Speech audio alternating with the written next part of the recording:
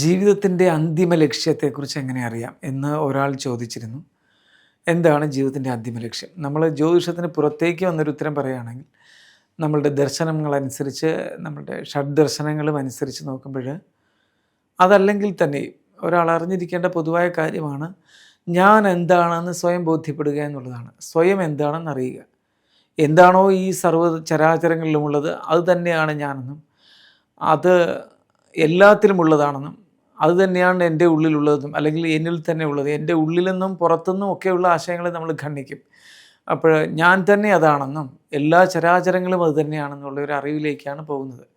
അതാണ് ദാർശനിക തലത്തിൽ നോക്കുമ്പോൾ എല്ലാ വ്യക്തിയുടെയും മനുഷ്യജന്മം എടുത്തവരുടെ എല്ലാം ആത്യന്തിക ലക്ഷ്യം. എന്നാൽ അത്രയും ബോധത്തിലേക്ക് ഒരു ഭൂരിപക്ഷ ജനതയും എത്തുന്നില്ല. 1000-ൽ ഒരാൾ പോലും, അല്ലെങ്കിൽ 10,000-ങ്ങളിൽ ഒരാൾ പോലും പുസ്തകത്തിൽ പഠിച്ചു വെച്ചാൽ പോലും ഉള്ളിൽ അത് തറയുന്നുമില്ല, ഉള്ളുകൊണ്ട് ഉൾക്കൊള്ളാൻ ഒക്കുന്നുമില്ല. ഞാൻ ജനിച്ചിരിക്കുന്നത് എന്നെ തന്നെ അറിയാനാണ്, അല്ലെങ്കിൽ ആ പൂർണ്ണതാബോധത്തിന് വേണ്ടിയിട്ടാണ്, അല്ലെങ്കിൽ ബോധാതീതത്തിലേക്കുള്ള യാത്രയാണ്. ഇതൊന്നും അവർക്ക് മനസ്സിലാവുകയില്ല. പറഞ്ഞാൽ തന്നെ ഇങ്ങനെ ആയിരിക്കാം, അല്ലെങ്കിൽ ചുമ്മാതെയാണ് എന്നൊക്കെയുള്ളതായിരിക്കും.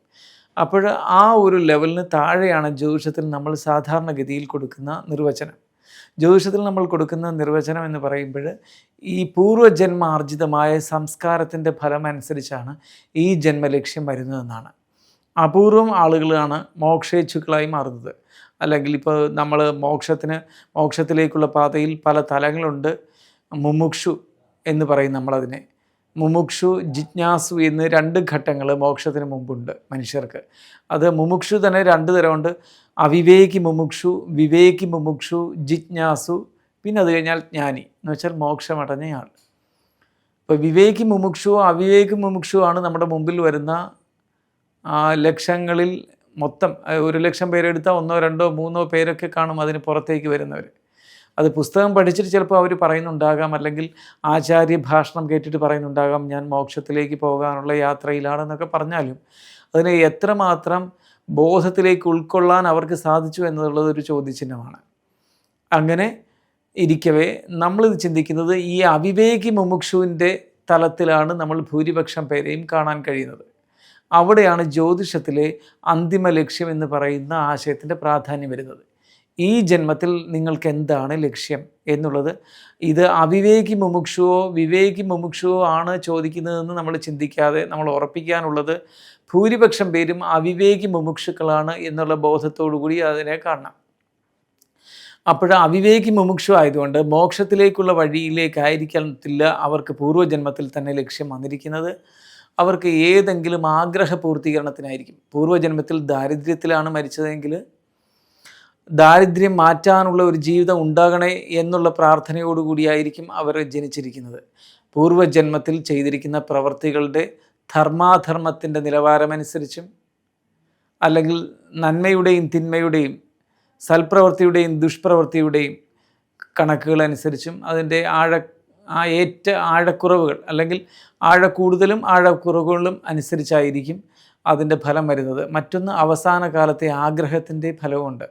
ആഗ്രഹങ്ങളും, അപ്പോൾ അവരുടെ സൽപ്രവൃത്തിയുടെയും ദുഷ്പ്രവൃത്തിയുടെയും ആഗ്രഹങ്ങളുടെയും എല്ലാം ഒരു ആകത്തുകയിലാണ് ഈ ജന്മം എടുക്കുന്നത്. അടുത്ത ജന്മം, ഇപ്പോൾ നിലവിൽ ഒരു ജന്മം ഉണ്ടെങ്കിൽ അത് എടുത്തിരിക്കുന്നത്.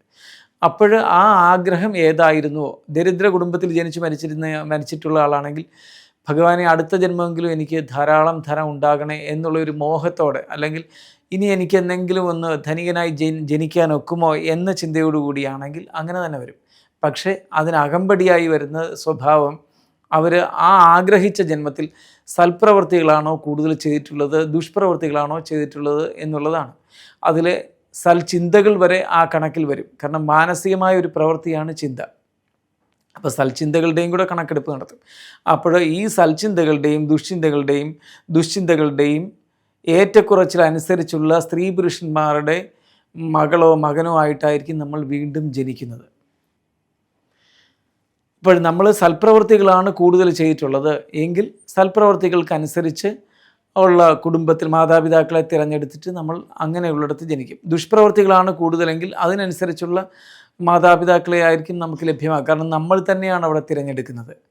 നമ്മളുടെ ആ കാലയളവിലെ ബോധം അല്ലെങ്കിൽ ആ കാലയളവിലെ മനസ്സിൻ്റെ തീവ്രത, ചിന്തകൾ എല്ലാം അനുസരിച്ചാണ് അത് നമ്മൾ അതിന് പറ്റിയ ഒരു വയറ്റിലേക്ക് ചെന്നെത്തിപ്പെടുന്നത്. അങ്ങനെ നമ്മൾ വീണ്ടും ജനിക്കുകയാണ്.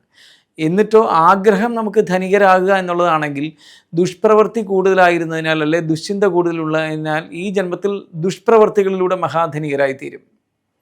സൽപ്രവൃത്തികളാണ് കൂടുതലുണ്ടായിരുന്നത് ആ ജന്മത്തിൽ, പക്ഷേ ദരിദ്രനായിരുന്നതിനാൽ അടുത്ത ജന്മമെങ്കിലും പണം ഉണ്ടായി കണ്ടിരുന്നെങ്കിൽ എന്നൊരാഗ്രഹം ഉണ്ടായിരുന്നുവെങ്കിൽ, അല്ലെങ്കിൽ പണമില്ലാതെയാണല്ലോ ഞാൻ ഈ മരിക്കുന്നത് എന്നുള്ള പരിതാപത്തോടു കൂടിയാണ് മരിച്ചതെങ്കിൽ സൽപ്രവൃത്തിയും കൂടി ഉണ്ടായിരുന്നു വയ്ക്കുക. അപ്പോൾ പ്രവർത്തികളും സൽചിന്തകളും ഒക്കെയുള്ള സദ്ഗുണസമ്പന്നരായ മാതാപിതാക്കൾക്ക് ചെന്ന് ജനിക്കുകയും അവിടെ സൽപ്രവർത്തികളിലൂടെ ധനം ആർജിക്കുകയും ചെയ്യും.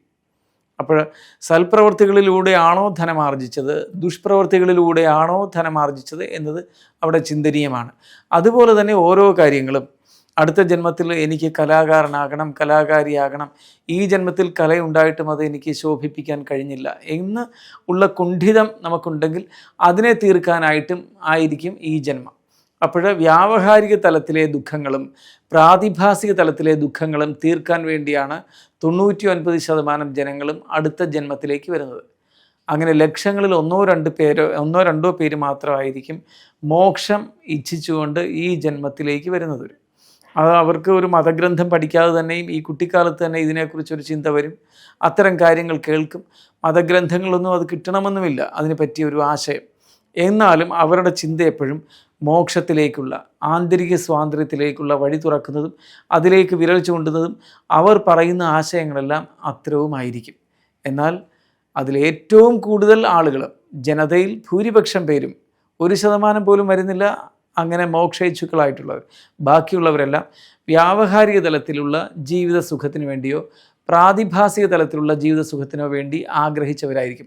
അപ്പോൾ നമ്മൾ അത്തരക്കാരുടെ ജ്യോതിഷം നോക്കുമ്പോൾ നിങ്ങളുടെ ഈ ജന്മലക്ഷ്യം ഇതാണ്, നിങ്ങൾക്ക് ഈ ജന്മത്തിൽ മഹാകോടീശ്വരനായി തീരാനാണ് യോഗം, അതിന് നിങ്ങൾ ഈ വഴി തിരഞ്ഞെടുക്കൂ. അപ്പോഴാ വഴി തിരഞ്ഞെടുക്കുന്നത് നമ്മൾ കർമ്മഭാവം നോക്കും. കർമ്മഭാവം നോക്കുകയും പൂർവ്വജന്മഫലം പറയേണ്ടതായ ഭൂതകാലത്തെക്കുറിച്ച് പറയേണ്ടതായ 9ാം ഭാവം നോക്കുകയും രാഹുവിനെയും കൂടി നോക്കും, രാഹു കേതുക്കളെയും കൂടി നോക്കും. അതിൽ രാഹുവിൻ്റെ കയ്യിലാണ് പൂർവ്വജന്മഫലത്തെക്കുറിച്ചുള്ള കാര്യങ്ങൾ വരുന്നത്. അപ്പോൾ രാഹുവിനെയും കേതുവിനെയും, രാഹു നിൽക്കുന്ന രാശിയുടെ അധിപനെയും കേതു നിൽക്കുന്ന രാശിയുടെ അധിപനെയും 9ാം ഭാവത്തെയും നോക്കിക്കൊണ്ട് നമ്മൾ പൂർവ്വജന്മ കർമ്മങ്ങളെക്കുറിച്ച് പറയുകയും ഈ ജന്മത്തിൽ തിരഞ്ഞെടുക്കാൻ പറ്റിയ തൊഴിൽ കർമ്മഭാവത്തെക്കുറിച്ച് 10ാം ഭാവത്തിനെ കൊണ്ട് ചിന്തിച്ചിട്ട് അതും കൂടി ചേർത്തൊരു ഉത്തരത്തിലെത്തണം. എന്നിട്ട് വേണം നമ്മൾ ജന്മത്തിലെ നിങ്ങളുടെ പ്രതീക്ഷ ഇതാണെന്നും ഈ ജന്മത്തിൽ ഇത്തരം കാര്യങ്ങളാണ് എത്തിപ്പെടാനിരിക്കുന്നതെന്നും ഇത് ചെയ്യലാണ് നിങ്ങളുടെ പ്രധാന ജോലിയെന്നും ഇത് ചെയ്തില്ല എങ്കിൽ അല്ലെങ്കിൽ നിങ്ങൾക്കിത് ചെയ്യാൻ സാധിച്ചില്ല എങ്കിൽ നിങ്ങൾ വലിയ അസൂയാലുക്കളാവുകയോ അതുപോലെ തന്നെ നിങ്ങൾ അങ്ങേയറ്റം ആധി പെരുകി മരിക്കുന്നവരോ ഒക്കെ ആയിത്തീരും. എന്ന് വെച്ചാൽ ഒരു അകാരണമായി ആധി വന്നുകൊണ്ടിരിക്കും. യഥാർത്ഥത്തിൽ ഈ ജന്മത്തിൽ പൂർവ്വജന്മ ആഗ്രഹപ്രകാരമുള്ള ഞാൻ മുമ്പേ പറഞ്ഞ രീതിയിലുള്ള തൊഴിലോ പ്രവൃത്തികളോ വിനോദങ്ങളോ അല്ലെങ്കിൽ അകാരണമായി ആധി വന്നുകൊണ്ടിരിക്കും. എന്തുകൊണ്ടാണ് എനിക്ക് ഈ ദുഃഖം വരുന്നതെന്ന് അറിയാനൊക്കെയില്ല. ചിലപ്പോൾ ബാഹ്യസുഖങ്ങളെല്ലാം കാണുമായിരിക്കാം, എന്നാൽ അങ്ങനെ പൂർവ്വജന്മകൃതമായിരിക്കുന്ന ആഗ്രഹപൂർത്തീകരണത്തിലുള്ള വഴി തെളിയാതിരിക്കുകയും അതിനെക്കുറിച്ച് ഒട്ടും തിരിച്ചറിയാതിരിക്കുകയും ചെയ്താൽ, അല്ലെങ്കിൽ അതറിഞ്ഞിട്ടും പരിശ്രമിക്കാതിരിക്കുകയും ചെയ്താൽ ആധി വരികയും അങ്ങേയറ്റം ദുഃഖം വന്നിട്ട് അതൊരു വലിയ ദുരന്തമായിട്ടോ മാറുകയും അല്ലെങ്കിൽ ഏറ്റവും വലിയ അസൂയാലുവായി വന്നിട്ട് മറ്റുള്ളവർക്ക് സർവനാശം വിതയ്ക്കുകയും ചെയ്യും. അപ്പോൾ അന്തിമ ലക്ഷ്യം, അതാത് ജന്മത്തിൻ്റെ അന്തിമ ലക്ഷ്യത്തെക്കുറിച്ച് ഈ ജന്മലക്ഷ്യം, അന്തിമ ലക്ഷ്യം എന്ന് വെച്ചാൽ ഈ ജന്മത്തിൻ്റെ അന്തിമ ലക്ഷ്യം, അല്ലാതെ ഒരു മനുഷ്യജന്മത്തിൻ്റെ അന്തിമ ലക്ഷ്യം എന്നുള്ള ആത്യന്തികമായ കാര്യമല്ല ഇവിടെ പറയുന്നത്. ഈ ജന്മത്തിലെ ഓരോ മനുഷ്യരുടെയും ഈ നിലവിൽ കാണുന്ന ജന്മത്തിലെ അന്തിമ ലക്ഷ്യം ഏതെന്ന് അറിഞ്ഞുകൊണ്ട് പോകുന്നതിനെക്കുറിച്ചാണ്. അതിന് ഇത്രയും കാര്യങ്ങൾ ശ്രദ്ധിക്കേണ്ടതാണ്.